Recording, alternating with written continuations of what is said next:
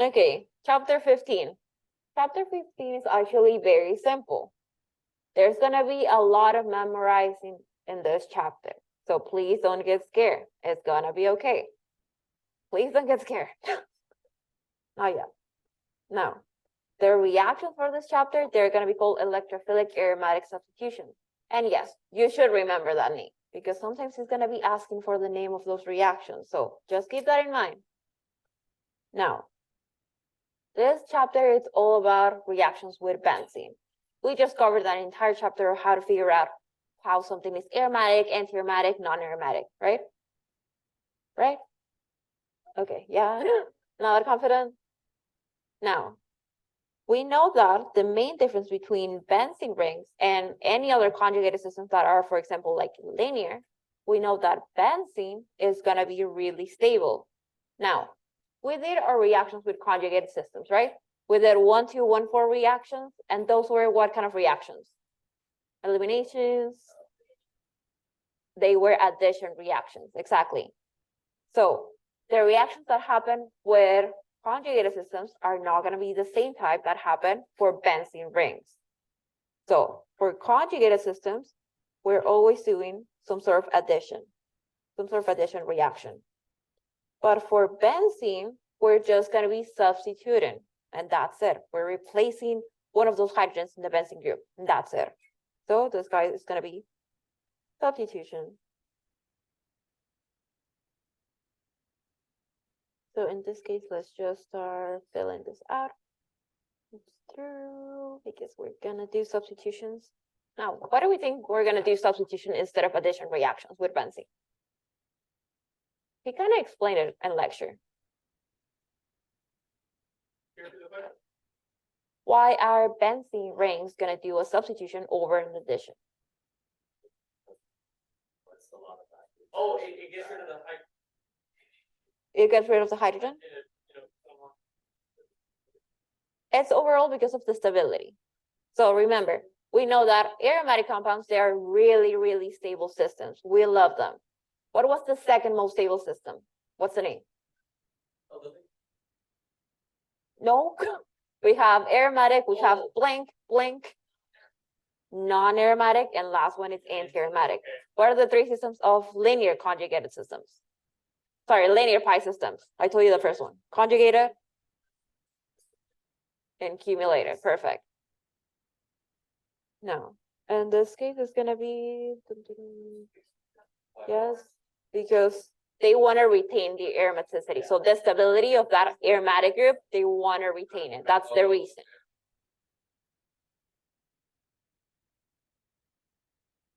Conjugated, isolated, cumulated. Cumulated is the last one. Cumulated is the last one. Conjugated, isolated, cumulated. To retain.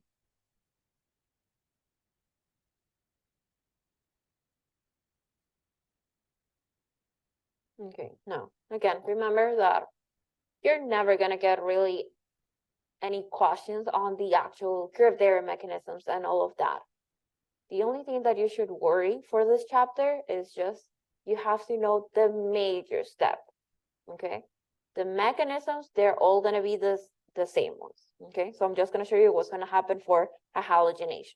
But again, every step happens the same for each of the 5 reactions that we're going to see. Now, in this case, we are going to do a halogenation, so of course we have Br2. Now, your professor did mention this. What happens if I just add benzene with Br2? Exactly, nothing's going to happen. What was the main component that we need? Higher electron. More specifically, what kind of solvent do I need? It's going to be a Lewis acid. It's always a Lewis acid. That's something that you're going to see for the 5 reactions in here. So this guy in here, this is your Lewis acid. So it's going to be basically your catalyst for the reaction.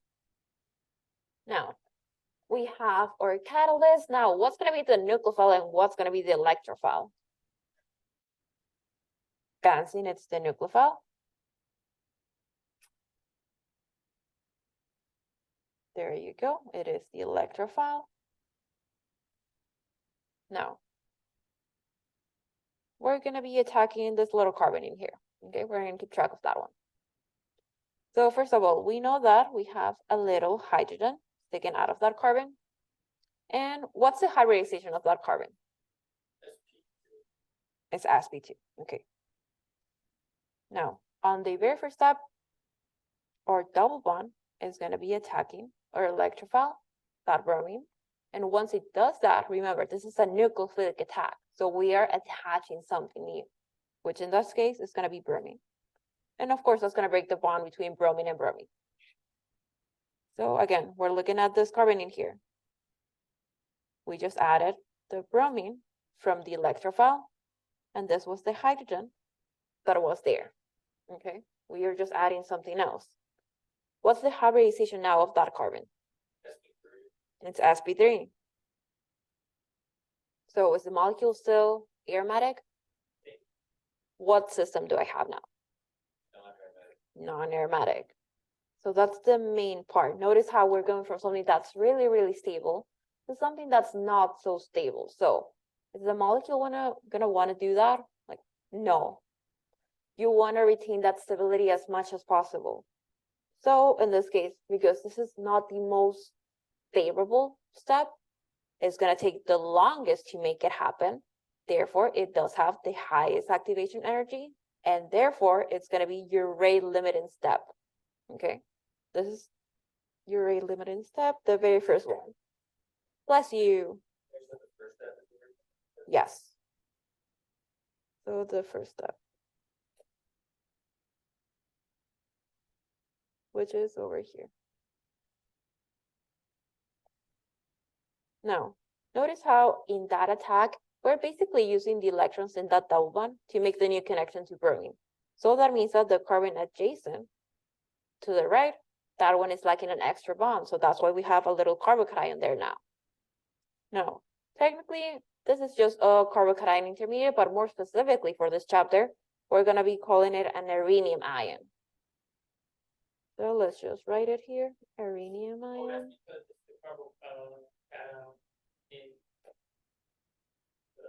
And in an aromatic structure. So that means that if we go back to this question, rate limiting step is the first step, which means that it's the formation of the arenium ion.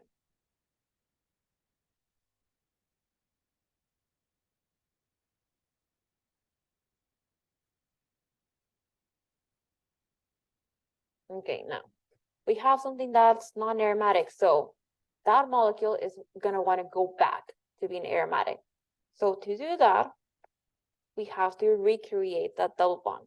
So our bromine that's left over in here is gonna act like a base. And it's gonna be taking away that extra hydrogen, that extra bond that we don't want. And then the electrons that are making the bond between carbon and hydrogen, we're basically just shifting them over here to reform that double bond. Therefore, we have a benzene group again. And we're back to being aromatic.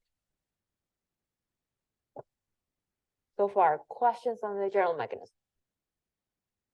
It's pretty simple. Again, the only thing that you should remember is that first step. It is your rate limiting step. It's the formation of the arenium ion. And yes, you have to remember that name, arenium ion. I think the professor said it was true across all halogens except iodine. So for iodine, yeah.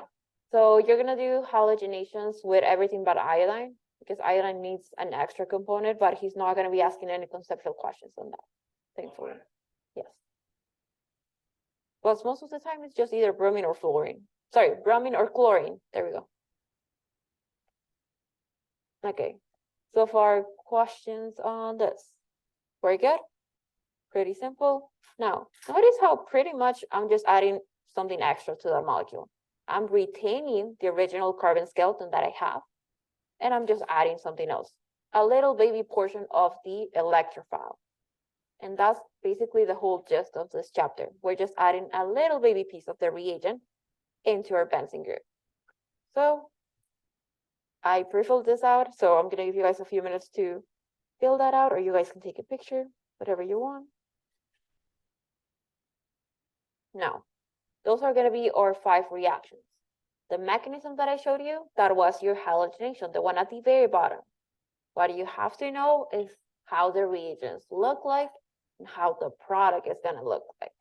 So whenever we do a halogenation, of course, we're gonna need halogen. So in this case, it's just represented by X. Remember, X, it just means any halogens. Fluorine, chlorine, bromine, those guys. So we just add that whatever halogen we were given, and that's it. And again, we need a Lewis acid as our catalyst. Now, the next two reactions that he was talking about were these two, which are your acylation and alkylation. And those guys are just called Friedel-Crafts reaction.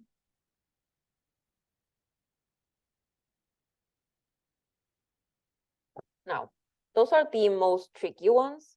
So we're gonna start with the simple ones to the right, okay? So far, we know the one at the bottom, halogenation. Again, I'm just sticking a little halogen in there, that's it.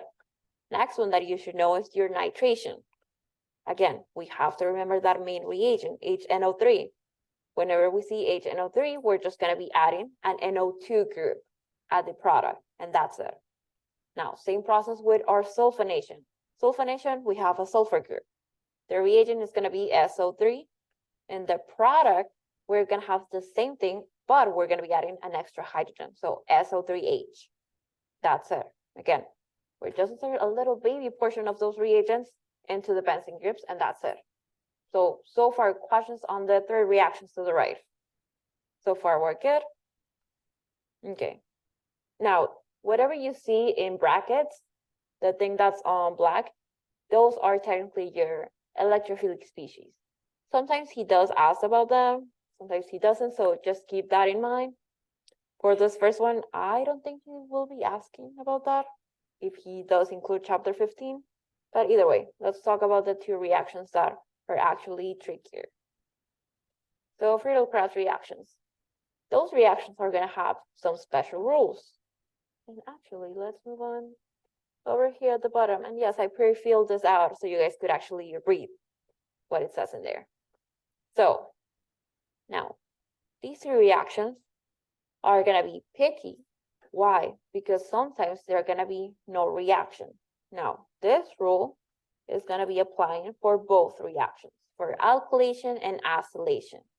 Now, first of all, for alkylation, alkyl halide, we need some sort of alkyl halide as our reagent, right? So that means carbon chain with some sort of halogen. That's it. Now, for your acylation, what kind of group am I going to be adding? Electron withdrawing group. More specifically, what's the name of that portion? No.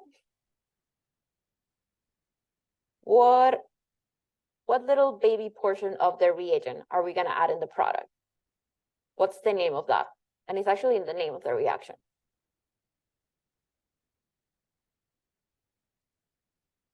Acylation.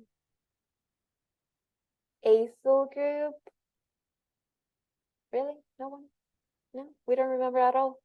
Okay, that's okay. Now, what's an acyl group? How do you know we have it? Is that a double bonded oxygen carbon? Exactly, it's practically just a carbonyl group. That's it. Acyl equals carbonyl, and that's it. Now, going back to the actual rules.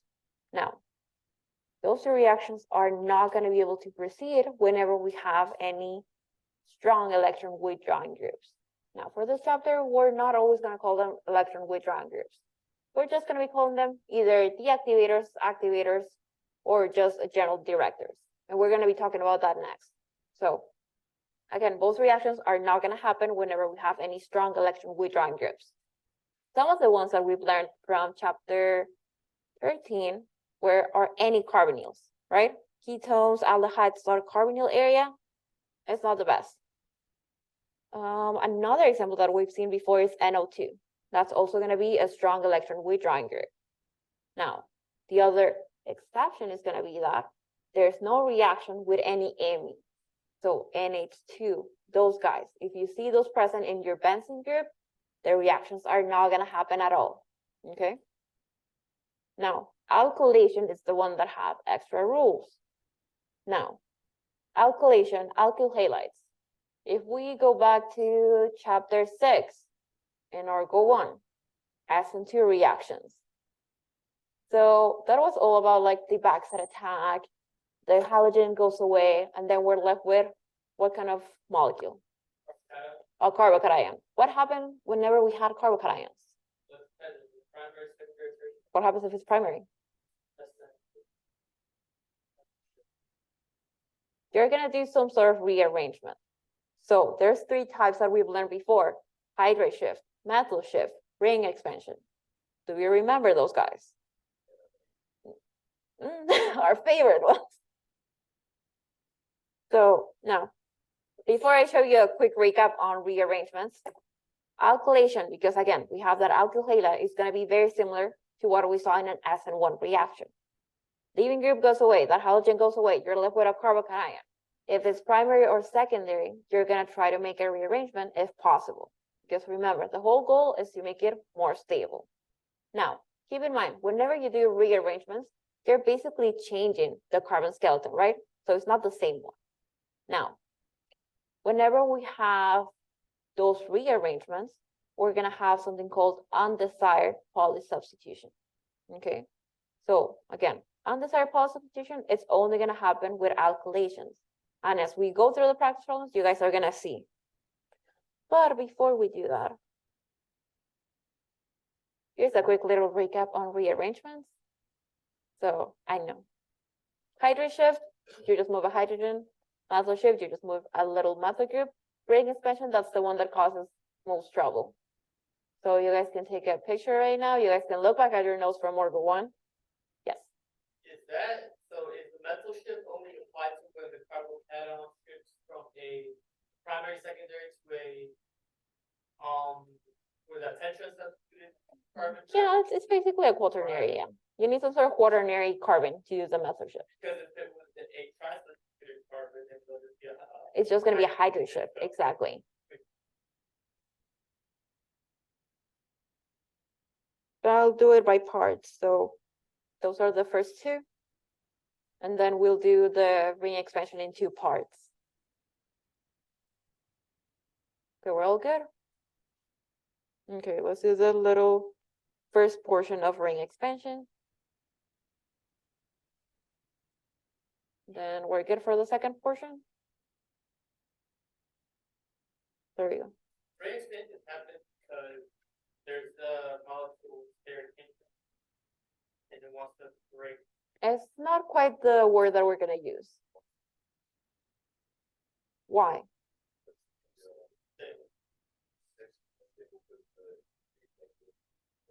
Exactly. So that's going back to the concept of ring strain. We have a lot of ring strain in any rings that have less than 6 carbons. Never. No. So you can either do like a methyl shift or maybe a hydrate shift in that case. Okay, so far we're good. Okay, we're taking one more picture. And this is in regards to freedom. Yes, more specifically for alkylation, because that's the one that creates the carbocation. Okay, I'm gonna skip this portion for now because I don't think it's gonna be at all on this exam, so we'll save that one for later. But just in case if you want to get like ahead of the game, you can start memorizing those molecules because he's going to be providing you with the names and you should know how they look like. Okay, so just keep that in mind. But again, I highly doubt that that's going to be on this exam. For the third one, for sure. 32 questions in an hour. That's great. Oh, and remember, it's going to be in condensed formula. So please practice that again. Please practice that.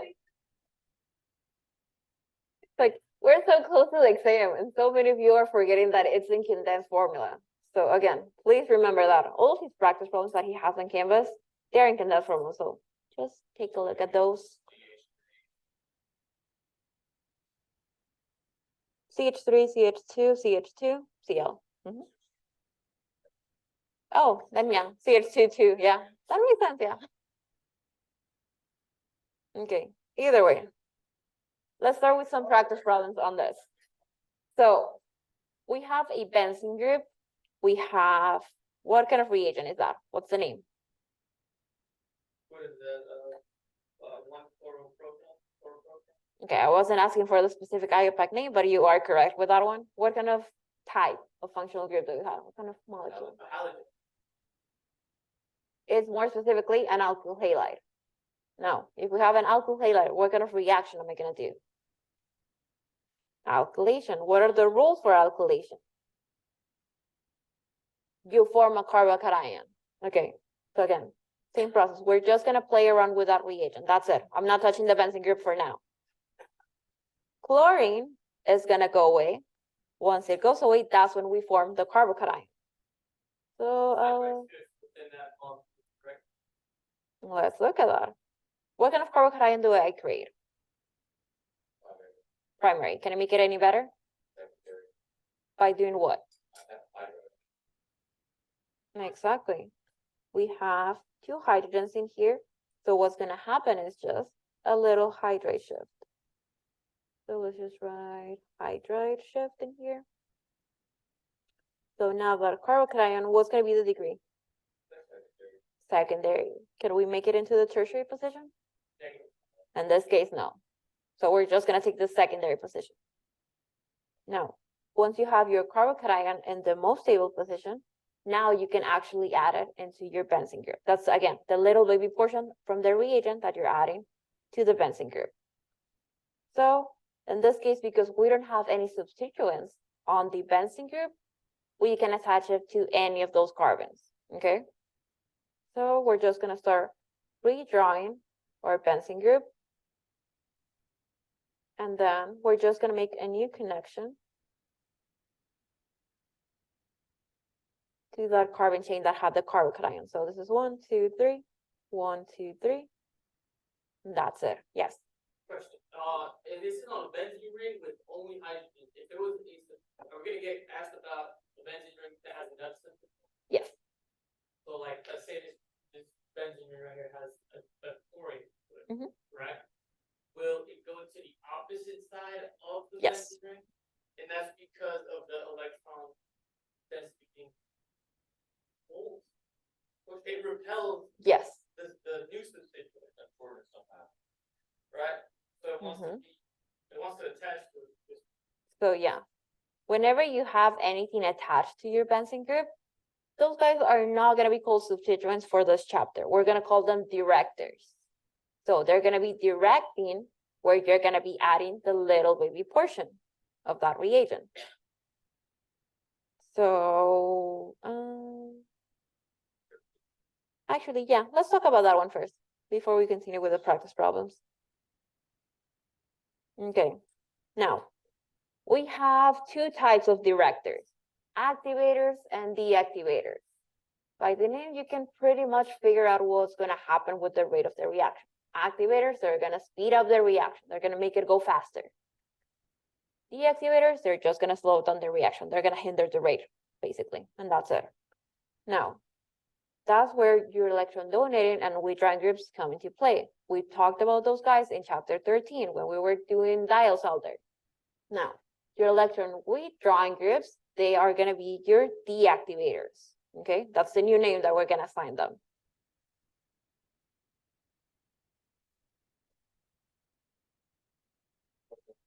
Oh.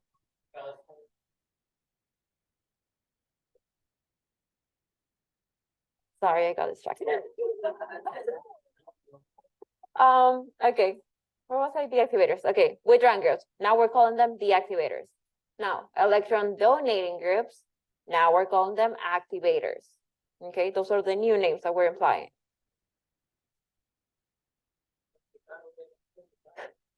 Okay, so activators, deactivators. Again, they're directors. They're telling you where exactly to add the little baby portion of the reagent. Now, so far we know how to number a molecule, right? Position 1, 2, 3, 4, and so on and so forth, right? Now, For benzene groups, we're gonna have a more specific system. We're gonna have the ortho, meta, and para positions. Do we know about those? He just talked about it for 2 seconds. Okay, let's try to fix that. Okay, so first of all, we're always gonna have some sort of reference point for those positions. So that G, that's your reference point right now. Okay, we're comparing everything to that G. Now, the ortho positions are gonna be right next to your reference point. So that means that the carbons in here, those guys are the ortho position.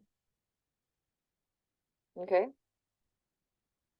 So if you can memorize the names on their own, the O looks like a circle, it looks like a hug, so it has to be closer to your reference point to give it a hug, so you can memorize it that way. Now, the next position is gonna be your meta position. It's in the middle, in a way. So this guy is meta. Or sometimes we're just gonna write M. They mean the same thing. We just write an O for ortho, we just write an M for meta. And then the last position, the one that is right across from the reference point, the one that's 180 degrees away from it. That's para. Exactly, that's para. So again, we can just use a little p to refer to it, or we could just write para. So far, questions on how to find those positions. Pretty simple. Again, just keep in mind that your reference point is not always going to be pointing straight up, okay? It might be to the carbon on the right, to the bottom, okay? So remember, it has to be to that specific position, okay? And that's going to come into play once we do reactions with multiple directors. Okay, I'm not going to prioritize that. Okay, so technically those positions, ortho, meta, para, again, your directors are going to specify to any of those 3 positions. Now, technically they're going to be based off what happens once you do resonance, okay? So that was the next part. But for now, I think I'm going to skip it until after the exam because I feel like you guys might get overwhelmed if I show you resonance. Are we all okay with that? Is it on Yep. the exam? Resonance, no. Oh, It's just to explain why they're going ortho, meta, or para. So it's okay, we're just gonna skip it for now. Now, this next portion. This is the actually important part that you guys should definitely remember for chapter 15, for any reactions. Again, probably on Friday, he should have an idea what's gonna be in the exam. So on Friday, I can tell you guys more specifically on my weekly announcement if it's going to be on the exam or not. So that's how you're going to know if you need to memorize this chart or no. Yeah. I think it's going to post a practice exam. Yes. yeah, he said he is. Yeah, probably he is. So again, give it a try to those problems. Again, they're very similar to the actual exam. Okay, now this chart is going from something that's most reactive to something that's least reactive. So let's start talking about those terms. Most reactive is going to be something that's going to speed up the reaction. Okay, it's going to make it go faster. Now, what kind of directors are going to do that? What was the name that we're using? Activators. What was the name that we used in chapter 13 for our activators? Electron donating groups. Now, those guys are going to be all the way to the left. And yes, they're in that exact order because that's how strong they are. So for example, your amine, your NH2 group is going to be a stronger activator as compared to an alcohol, let's say, or an ether. Okay, it's in that specific order. And yes, you guys are going to have to eventually memorize that specific order because sometimes you're going to get multiple activators. So you're going to have to know which one gives you the major product. Okay. Now, for your deactivators, we're going to have 2 types. But before we do that, actually, going back to the activators, they are always going to be activators and they're always going to ortho and para positions. Okay, we always have 2 sides to attack. Now, for deactivators, we have 2 types. We have weak deactivators and we have strong deactivators. Weak deactivators, those guys are your little halogens. Okay, And they're gonna be also going to the ortho and pair positions, like an activator, okay? But your strong deactivators, the ones that are gonna slow down the reaction, those guys are always gonna go to the meta position only, okay? Strong deactivators, they only go to meta positions, and that's it. So for example, let's say that a molecule has NO2 and a halogen. We're comparing something that has a weak deactivator and a strong deactivator. Which one is gonna hinder more the reaction? If you had A weak deactivator and a strong deactivator. Which one hinders more the reaction? The strong deactivator. So the major product is gonna come from which one? Which one is gonna direct me to my product? The halogen, exactly. Because if you're comparing two deactivators, the major product is gonna come from the one that can happen the fastest, exactly. So far, questions on how to use that table? Yes. And it's just like it looks. It's from most reactive. Yes. Okay, so far, any questions? So far, we're good? Yes. The strong deactivators, yes. And then weak, those guys act like little activators, so they go ortho and pair. Okay, so far, any other questions? So far, we're good. We're basically just going over all of the concepts that you might get tested on. No. Basically, the only concept that we're skipping for now is just the resonance. Again, that only explains why we're adding to ortho, meta, or pair position. That's it. So let's go back to our practice problems in here on page 4. We just did our alkylation now. This one, we have a benzene group. What kind of reagent do I have? Carbonyl, what was the name that we're going to use now? Close, acyl group. Exactly. So we're going to do our acylation. Now, we're going to use shortcuts for all of the reactions in this chapter. We're basically just going to chop off something, and then whatever's left over, you add it to your benzene group. In this case, we have chlorine, halogen. Those guys are leaving groups. So we're just going to cut that bond between carbon and halogen. That goes away, and then whatever is left over, this whole structure, the acyl group, that's going to get attached to the actual benzene group. And again, we don't have any directors in this case. So I can add it to any carbons. But for practice, let's say that I'm going to add. Question. Yes. Real quick, An amine? Director. Director. You create, once that chlorine is cut off, put the carbocation on there at all? Technically, you're going to have a carbocation, but in this case, we're not going to focus on it. We only focus on it for alkylations, not for acylations. So in this case, would it just be direct attached at that point? Yes, we're not moving anything. Exactly. Now. Okay. Yes. That's going to be your first director. And actually, go back to the little chart that I just showed you. Yes.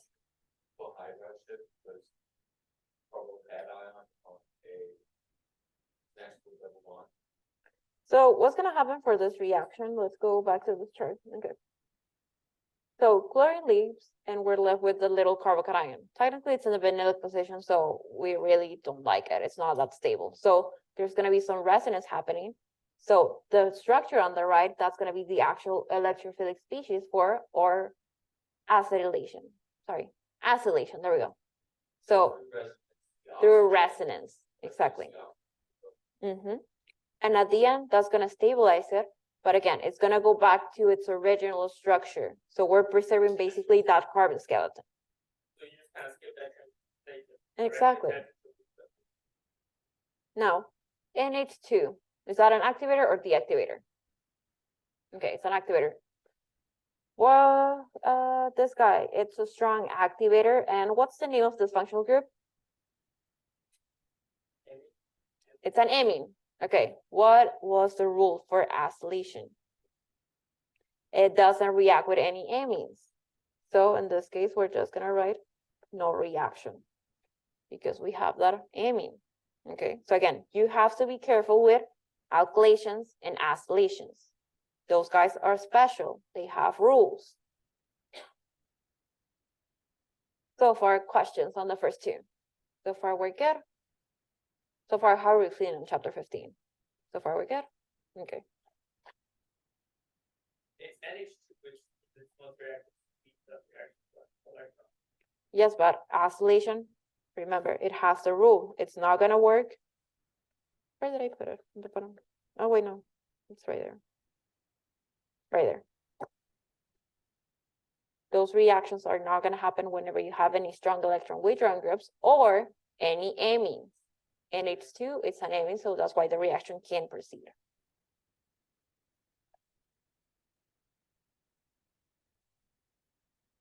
Okay. For this reaction, what's the name of the reaction? It's alkylation, exactly. We just have a carbon chain with some sort of halogen. So we know that that's when we create the carbocation. So it's called alkylate? Yes. This guy is your alkylation, so chlorine goes away. You are left with a carbocation. What kind of carbocation did I just create? Primary. Can I make it any better? Oh, it'll have a methyl shift. Exactly. I'm gonna do a methyl shift. So that means that I'm gonna have this new carbocation, tertiary, and now I have one group in there. Actually, let's just color code it just in case. Okay, now I have a tertiary carbocation, everyone's stable. Now we're just gonna add it into the benzene group. In this case, I don't have any activators, sorry, any directors, so I'm gonna be able to proceed with this reaction. Now, let's add bromine in here. What kind of director is that? Activator or deactivator? You guys can look back at the chart. Which one did you say? It's going to be a deactivator. Is it strong or weak? It's weak. So can the reaction proceed? Yes. Yes. Just remember, it's only not going to proceed whenever you have amines or strong deactivators. So that halogen, we know it's a weak deactivator. Where are the positions that it goes to? Para. Ortho and para. Now this guy, we know that it's going to go ortho and para. Now ortho are going to be those carbons, and then para, it's going to be right across from it. Which one is going to give you the major product?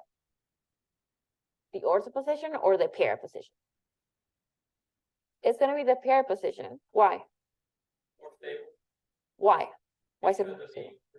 it's away from the bromine. Exactly. Overall, we have more space in between our branches.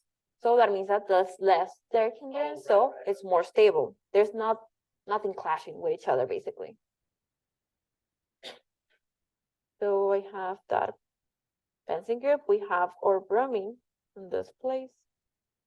And then we're going to be adding the carbon chain to the para position. So let's label this 1, 2, 3, and 4. This guy is connected to 2. This is going to be your 1.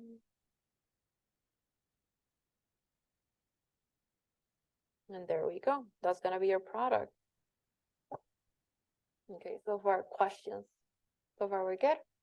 Pretty simple. Okay. So again, practically, as you can see, it's basically just memorizing the directors, and that's it. And just be careful with alkylation and acylation.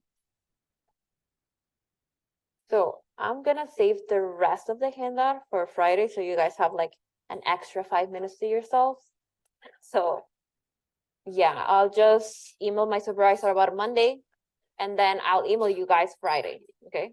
With the location and all of that.